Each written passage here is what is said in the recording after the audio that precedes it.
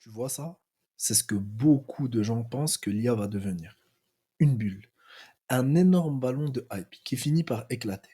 En ce moment, l'IA c'est partout. Dans les pubs, dans les tweets, dans les réunions de ton boss, dans les pitch decks des startups. On nous dit l'IA va tout changer. Si tu ne t'y mets pas, t'es mort. C'est la plus grande révolution depuis Internet. Mais attends.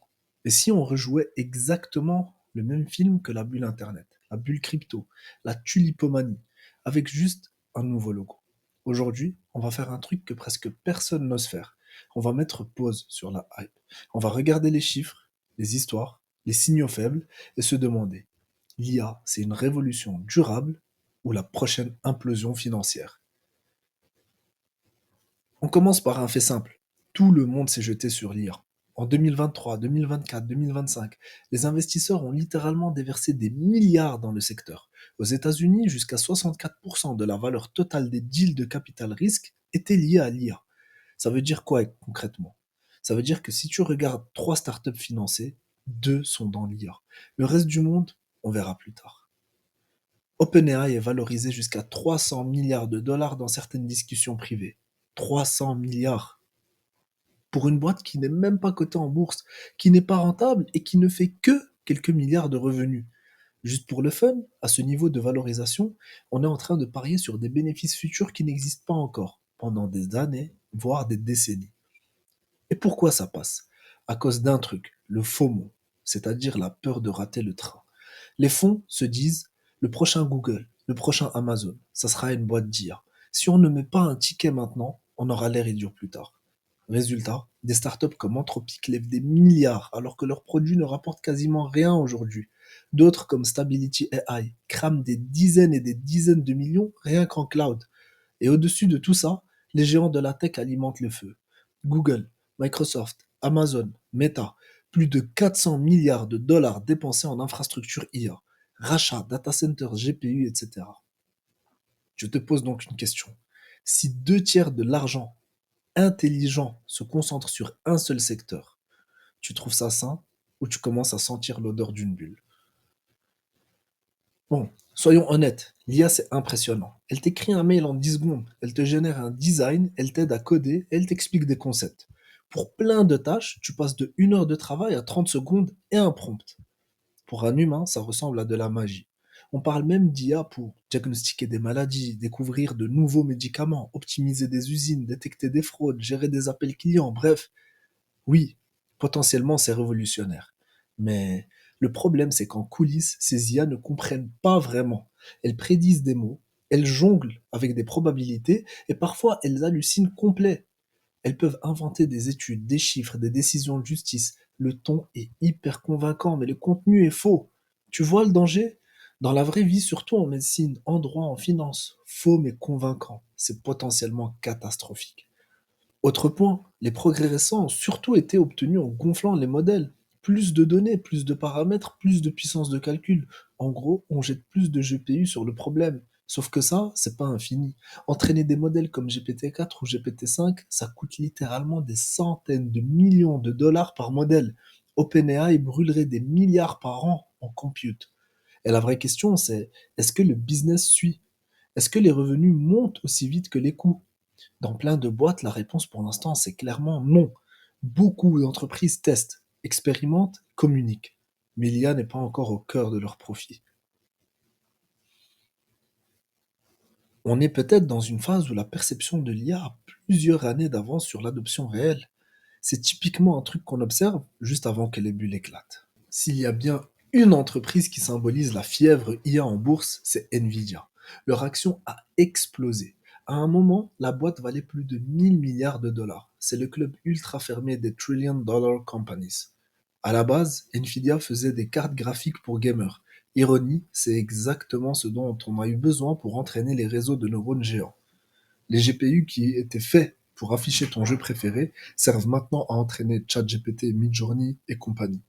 En 2023-2024, la demande a tellement explosé qu'on parlait de pénurie mondiale de GPU. Les data centers se battaient pour avoir leur lot.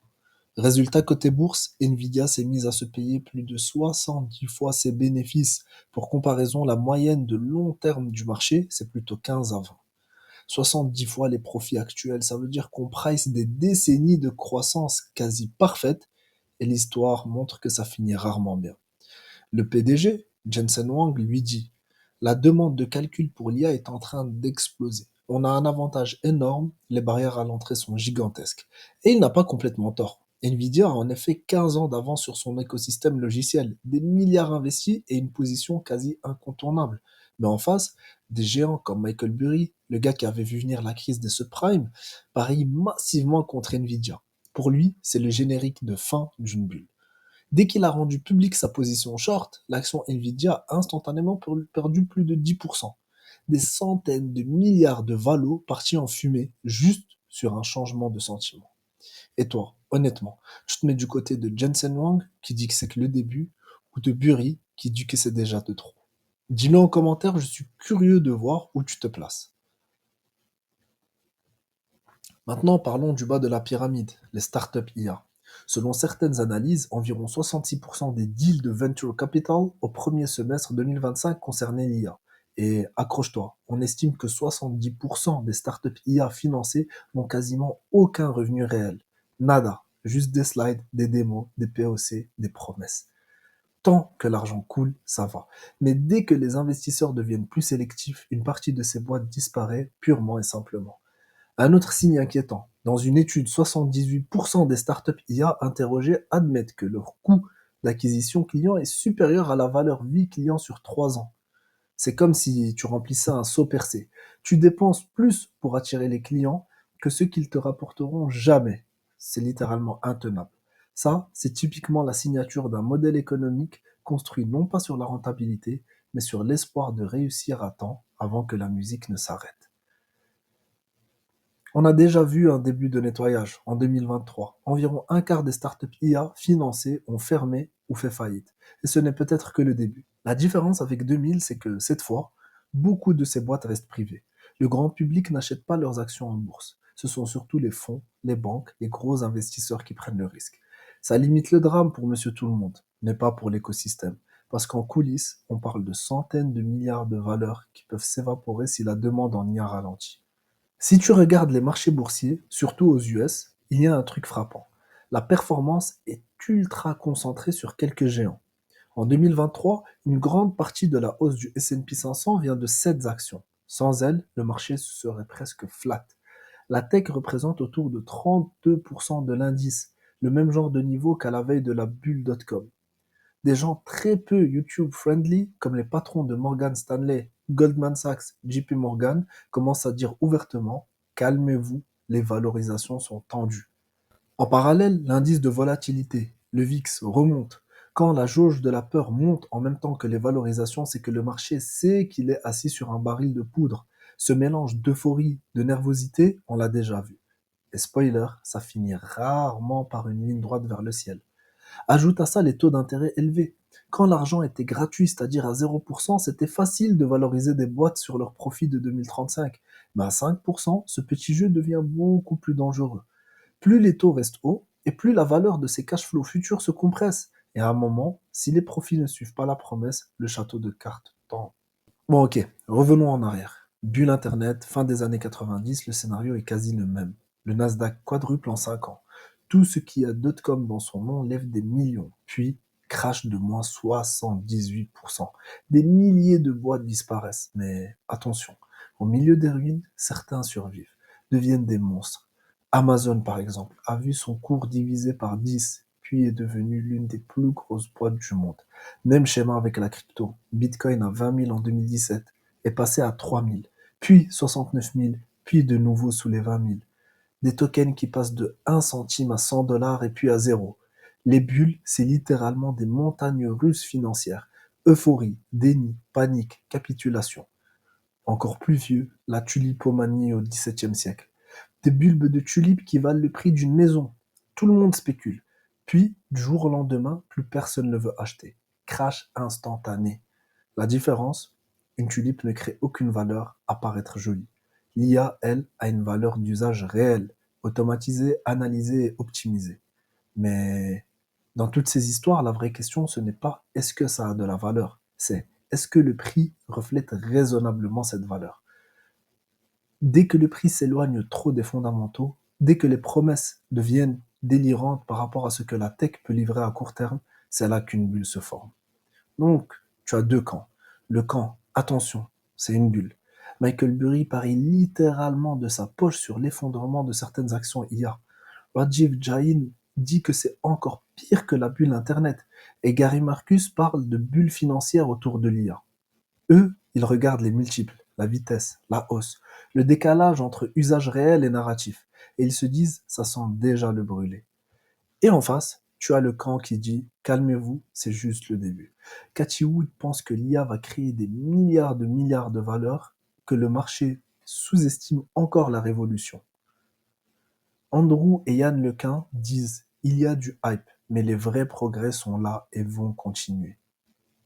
Et ils ont un point. L'adoption de l'IA dans les grandes boîtes est déjà bien plus avancée qu'Internet en 1999. Pour certaines entreprises, l'IA n'est plus un jouet, c'est un vrai levier de productivité. En fait, les deux camps peuvent avoir raison en même temps, mais pas sur la même horizon temporel. À court terme, oui, il peut y avoir une bulle financière, des corrections, des cracks locaux. À long terme, oui, l'IA peut être une révolution comparable à l'électricité ou à Internet. Alors, on y est. L'IA, c'est une bulle ou pas? La réponse honnête, c'est oui et non. Oui, il y a une bulle financière autour de l'IA. Sur certaines actions, certaines startups, certains montages d'infrastructures à la dette, on est clairement en mode exubérance irrationnelle. Mais non, l'IA n'est pas juste une feuille de paille. La technologie, elle, va rester. Les usages vont se solidifier. Les winners vont émerger. Et dans 10 ans, on rigolera sûrement de certaines prédictions, mais pas de l'IA elle-même. Le vrai risque, ce n'est pas que l'IA disparaisse. Le vrai risque, c'est qu'on surévalue ce que l'IA peut faire à court terme et qu'on sous-estime complètement ce qu'elle fera à long terme. Si aujourd'hui tu es investisseur, ça veut dire méfie-toi des promesses trop belles, des valorisations délirantes, des boîtes qui collent AI partout. Regarde les fondamentaux, les revenus, les coûts et la vraie adoption.